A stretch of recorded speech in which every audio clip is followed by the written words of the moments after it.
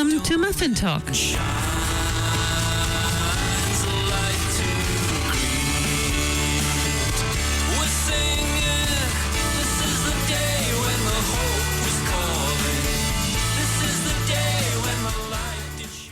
Kia ora and welcome to Muffin Talk.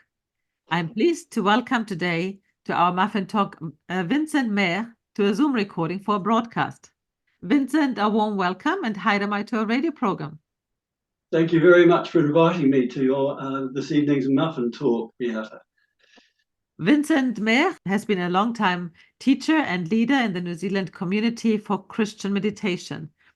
Currently, he is the regional coordinator for Auckland and helps support more than a dozen meditation groups that meet weekly via Zoom or in person in the region. The New Zealand community is part of the World Community for Christian Meditation, which promotes this form of contemplative prayer in over 100 countries globally. For the past decade, Vincent has worked as the chaplain at Harbour Hospice, Red Beach. A trained spiritual director, he is a member of the Spiritual Direction Ministry team at the St. Francis Retreat Centre in Hillsborough and is an active member of the Hibiscus Coast Catholic Parish on the North Shore of Auckland. I've met Vincent recently at a series of introductory sessions to Christian meditation, where he was sharing his love for meditation and help people getting set up and setting up their own meditation groups. Vincent, how did you first get involved in Christian meditation? Well, I think my story is quite typical of a lot of people, where I had been in a spiritual desert for a long, long time. I was, went through, raised in a Catholic family and all that, but sometime around my late 30s, it just wasn't working for me. And I really, really struggled. The thing I struggled with most was to pray. And ironically, I did go looking at TM at the time, but I felt it was too Eastern, so I didn't pursue that. And instead, I just entered a desert without actually knowing that I was in a desert.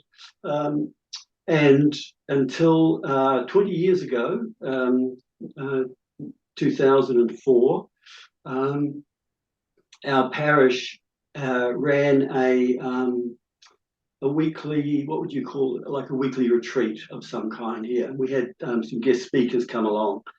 And a woman, and one of the questions was, how do you pray? And a woman sitting in front of me put up her hand and she mentioned the words Christian meditation and John Maine. And I hadn't heard of either Christian meditation or John Maine. So when I got home, I Googled it, and much to my amazement, I found that just really about 3 or 4 months previous to that retreat, a group had started here at my local church in Manly. So I joined that group, and Beata, it was like coming out of the desert into an oasis that I'm still drinking from.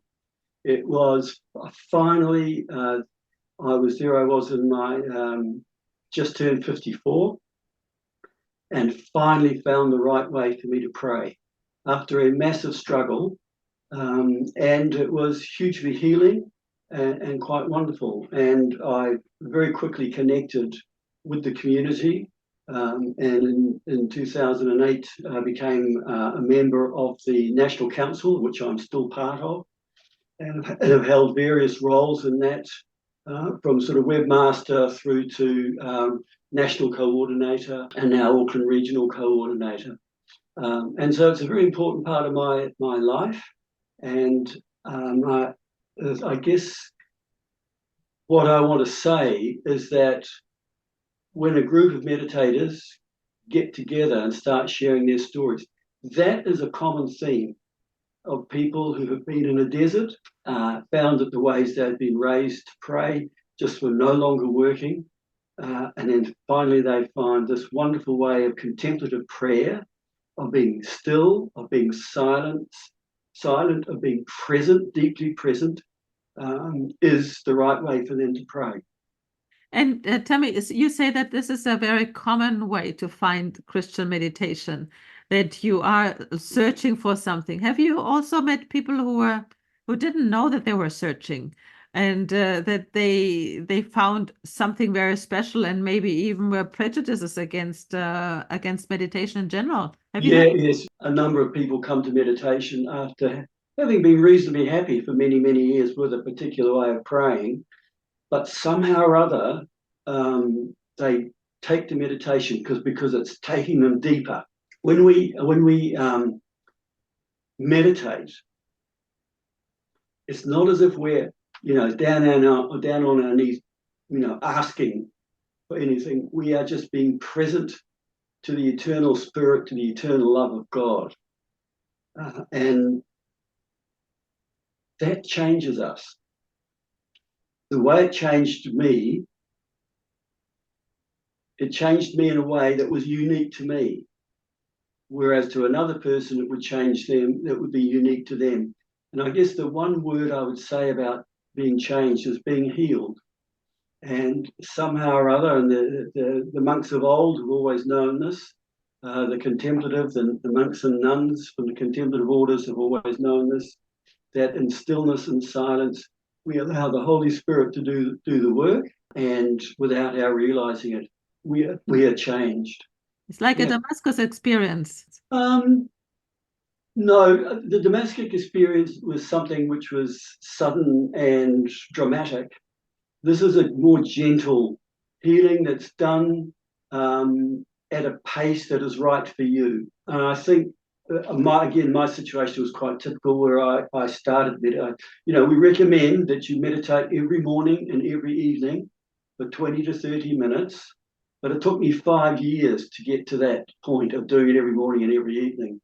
And like most other people, I would have those times where I'd start with a great intent, and yes, I'd have a few weeks of doing it every morning, and then something would happen. I'd go on holiday, I'd get sick or whatever, and I'd not do it for a few weeks.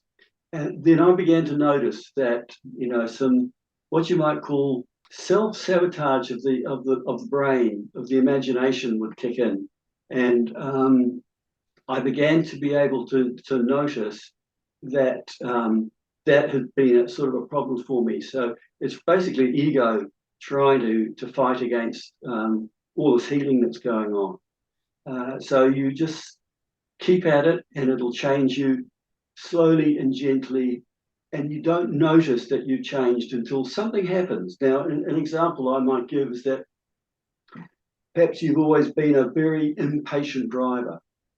And then after you've been meditating a few weeks, someone cuts in front of you, and normally you'd beat your horn and curse and swear under your breath. But in actual fact, you don't. Suddenly you find you just slow back up and let the person go ahead, and see that's a sign that the spirit is beginning to build up with you. And all those other things too that happen that come from a growth of compassion, of love, of awareness, particularly self-awareness. In the Gospels, Jesus says, love God, love neighbor, love yourself. And what a lot of meditators find is that it is in fact almost the other way around, where when you start to meditate, you begin to love yourself, but not in an egotistical way, but through the eyes of compassion. You begin to see that in spite of the inner failings, which we all know we have, we are in fact good people. We're struggling with life as our neighbour does. And when we begin to fall in love with ourselves, that's when we fall in love with our neighbour, because we recognise that our neighbour also has similar problems, that she may be, we may not know what those problems are, but because we have problems, we recognise that she has problems. And in that recognition, we see that there is God. Do you think that anybody can meditate? I think so. I'd have to say children get it, and people over 50 certainly get it. And we are an older age group, and I think that's because we've tried everything in life, and we've got beyond what I would call making lists of, prayer list praying, or what I call pantry, praying for special gifts out of the pantry. We tend not to pray for anything in particular. We just pray to be in the presence of God and for God to heal us and to God prepare us to go out and do whatever we're called to do. And that's when you can really make change. You can really get involved with life at a deeper level because you're not doing it for egotistical reasons. You're doing it for the greater good and because you know that God is part of what you're doing. And the ego can really trip you up. Even religious people can have a very big struggle with the ego. And during these introductories, this series that you did, I participated in your series in Takapuna. You were telling or giving some tools, I think, that how to set up a group and how to continue meditating. Is Christian meditation, first of all, is it always done in a group, or because you say in the morning and the evening, you do meditation at the same time you encourage groups. What is the difference? Do you do both? Yeah, right. Well, look, Christian meditation can be a lonely road. You're doing it every morning and every evening, and the group gives you a chance to connect with other people who are on the same lonely road. So it no longer becomes a lonely road. And if you're beginning to struggle in any way, you might share that with the group, and you'll be with a group of people who are on the same journey, who are filled with compassion. Some of them may be quite a bit further down the road than you are, but they know what you're up against, and they will encourage you, support you, and love you. So you think you can do both, and it's recommended to do? It's recommended to do both. Yes. It's recommended that you do your own private practice, but also either in person or via Zoom to connect with a weekly group. Mm-hmm. And the other thing too is that we're a global organisation. You can connect with groups that are meeting on the other side of the world. Maybe your time to connect with a group is 6 a.m. in the morning. Well, it might be 6 p.m. in Paris, and there's a group there that you want to connect with, and they'll let you in. Mm-hmm. It's an amazing organisation, big global organisation. I'm also an oblate of the World Community for Christian Meditation. So part of my prayer regime is not just the meditation, but also prayers from the lectionary, the Benedictine tradition. I'm also a member of what's called the Earth Crisis Forum, which is a group of meditators from around the world, using meditation as a way to help heal the planet. And how do you connect with these groups overseas? Do you just Google it, or do you are you part of a membership? Yeah. If you just go into wccm.org, that's World Community for Christian Meditation.org, an amazing website full of incredible resources, and you'll find there an outreach button with all sorts of things. And you can spend a good hour or so just exploring that and getting all sorts of information and tools for what's going on. But the New Zealand community also has a website, Christian Meditation NZ. .org.nz,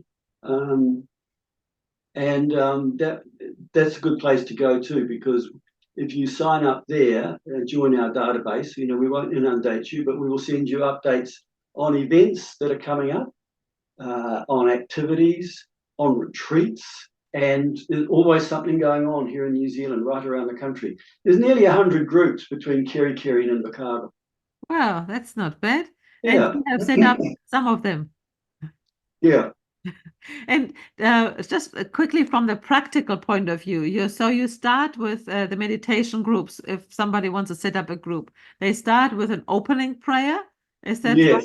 Yeah, well, yes, that's right. What happens is that there's a reading. We always start with a reading, and there's lots of good resources that we can supply to a group with reading specifically for meditation groups, and they're just long enough without being too long. And they've got a relevant message which is based around the contemplative aspects of the tradition. We have an opening prayer, and we meditate both my groups meditate for 25 minutes.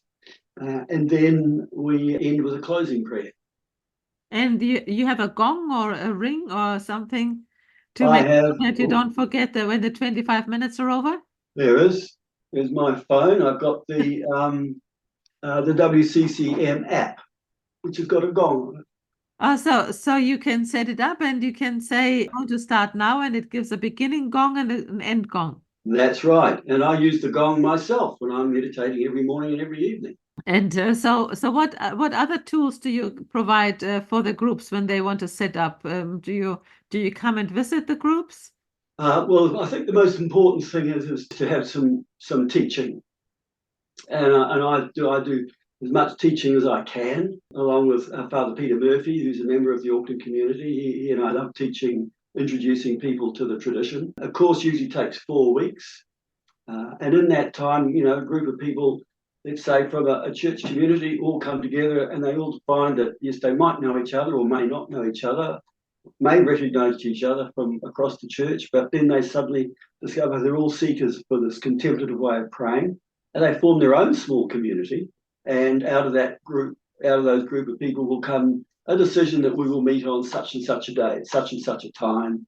And someone will put up their hand and say, yeah, I'm prepared to be the coordinator of the group, which is a very easy thing to do. That sounds interesting. And so you say 100 groups are there already, and if somebody wants to find out more, they can go to the New Zealand Yes, New meditation Zealand, yeah, the New website. Zealand Christian meditation, and there is a link there to meditation groups around the country. Yeah. Vincent, I understand that there is an event coming up. It's a community day on the 25th of May, and it's taking place at the Auckland School of Philosophy. Can you tell us more about what is a community day in the first place? Well, when you've got a dozen or so groups around Auckland, it's a good idea that everyone, all those meditators, have a chance to meet together from time to time, and to interact, and just sort of break bread, so to speak, share it. So we run 4 of these a year. We had our first one of the year we held in March, and we had a speaker come and talk to us about practice of the presence of God by Brother Lawrence, which was very interesting. The one we've got coming up on Saturday, the 25th of May, as you say, it's being held at the Auckland School of Philosophy, which is in West Tamaki Road in Glendowie. And I'm leading that particular day, and the topic is the varieties of spiritual experience. Spiritual experiences have been studied quite seriously for over 100 years now. And when we talk about spiritual experiences, one of them, which is, you might say, is a landmark case, would be the road to Damascus. Mm-hmm. But lots of people, religious and non-religious, have these experiences and very often don't know what to make of them, won't talk about them because often they're very quite of a personal nature.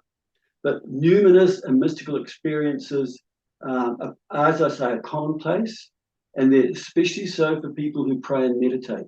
And they might take the forms of walking along the beach and suddenly being overwhelmed with a deep presence of incredible love, of knowing that you're connected with everything, everybody that you can see, perhaps in the whole universe. Another quite a common one is to have a voice suddenly urge you to do something or to suggest something for you to have what is just as an overpowering feeling of love. Synchronicity. I work in a hospice, as you said at the beginning, and I often find that people who learn that they're dying will, in the weeks that follow, will have events which are synchronicity. Synchronicities of people coming back into their lives who they haven't seen for such a long, long time. So I'll be talking about that and the various styles of various writers who've approached this subject, and then there'll be an opportunity for some sharing afterwards. All the details are on the Auckland website or the New Zealand Christian Meditation website. So anyway, it starts at 10 o'clock. Mm-hmm. Bring your own lunch and bring a koha and a pencil and paper.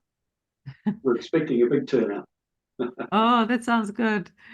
And you have to be very experienced with in meditation, or you come as a beginner? Oh, we welcome everybody.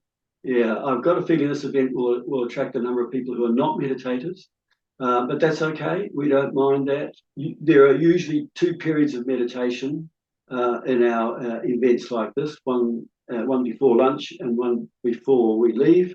And we like people to take part in those, even whether they're meditators or not. And we'll give a very brief introduction on how to meditate. It's a very, very easy way to pray. In fact, I think some people are suspicious of it because it's so easy. But as we say in our circles, it may be easy, but it can be difficult. Oh, that's interesting. Because of what's going on in your mind. Well, what do the people tell you when they are struggling, when they are starting? Because you have a lot of beginners under your wings. And I remember when I was at the introductory series, one lady said she always falls asleep immediately when it's so Yes. quiet. The things that people most struggle with is quietening down the brain. And that's a big shock, a really big shock to most people when they start to meditate, is just how much is whirling around in their brain. And I have to say, I've used the word sabotage, but overwhelming them as well.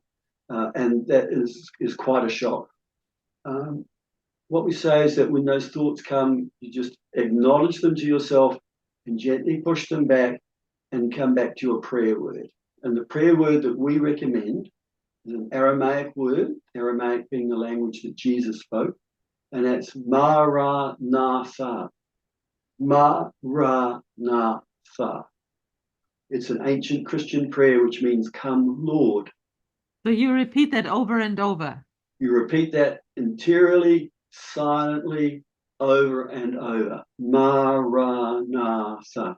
And that kind of anchors you into the present moment and gives your thoughts something to hang on to. So these other chattering monkeys that have always been there that you hadn't quite recognized will quieten down.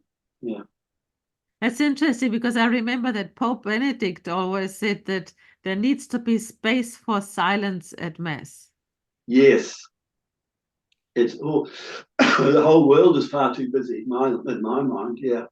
Just an aside, I'd been meditating for about 8 years, I think, when I returned to hospice, because I'd worked in hospice at a previous role. This time I returned in 2013 as the spiritual carer, as the chaplain, and I was amazed how well my practice of meditation prepared me for working with the dying, because it enabled me to work and be very comfortable working in stillness and silence, and not worrying about what was being said or was not being said, but just being gently alongside. And that has remained that way ever since. Yeah. And I find a lot of people who work in hospices have a contemplative way of praying, either Christian meditation or centering prayer. Very common. And those two styles of prayer are almost identical. And I think that there are moments where you can't find the right words. Yeah, words get in the way. Mm. Words get in the way, but presence doesn't. And a sick person will know that you're there, even if they're quite unconscious. They will sense that you're there, and somehow it gives the spirit the freedom to do the work that needs to be done, and for us to surrender our ego, that we're not there to solve the problem. We're just there to be a witness, and to be some kind of presence that helps whatever needs to be done. Yes, that I think that's really important so that people don't feel alone and yet they don't feel patronized. But Yeah, as you said, meditation is different for each and everyone. that's right. Exactly. Yeah. So the word I remember in an interview with Father Peter, we talked about the word meditation and meditatio, and it's about thinking. And he said, no, no, no, that's exactly as you just said. That's a bit misleading. It's not about thinking deeply. It's more about letting go of your. Yes. Yeah. Letting go and being attentive. Yeah. For me, it was liberating, and many other people find it a liberating way of praying. And I think it's important to say too that Jesus was a contemplative. There are at least 6 examples in the Gospels of Jesus going off alone to pray. We call on some very important teachings from the Gospel of Matthew, chapters 5 to 7, particularly chapters 5 and 6, where Jesus says, he talks about blessed are the poor in spirit. Really importantly, one to us, and it comes out of the tradition. It goes right back to the Desert Fathers and Mothers of 4th and 5th century in Egypt. Go into your inner room. Mhm. Pray to your Father who is there in secret. And the inner room is a metaphor for going inside your heart. And of course, we must never forget too the Martha and Mary, where Jesus says to Martha that Mary has chosen the better part. Well, some Bible scholars say that it's the other part, but The it's other part, yes, both that's right. parts are important. Yeah, that's right. Let's not go there. Well, each one has a different path, and as you said, Yes, meditation is different for every person. So yeah. thank you very much for introducing us into Christian meditation in this radio program. And I hope that you have a very good turnout on the 25th of May, many Thank you. new groups, because it's not just helping you as to see how it grows, but also especially for the people who are doing it, because it does change people. Thank you very much, Vincent, Okay, for thank the you for allowing me to appear on your program. Yeah. Thank Bye-bye. you. And just a quick notice for Titipounamu Study and Joy.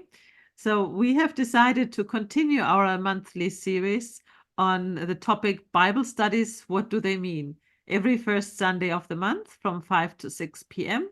It's on Zoom, and we are pleased to have Brother Karen Finn with us, who is a Bible scholar for more than 40 years, and he can give his input, but it's all about sharing, and we all want to understand a little bit more of what the Bible stories mean. So these sessions are free of charge, but Koha is appreciated. And for more information, registration, or further videos, please see my website at www.studyjoy.nz or send an email to info@studyjoy.nz. Kia kaha, keep safe, and thank you so much, Vincent.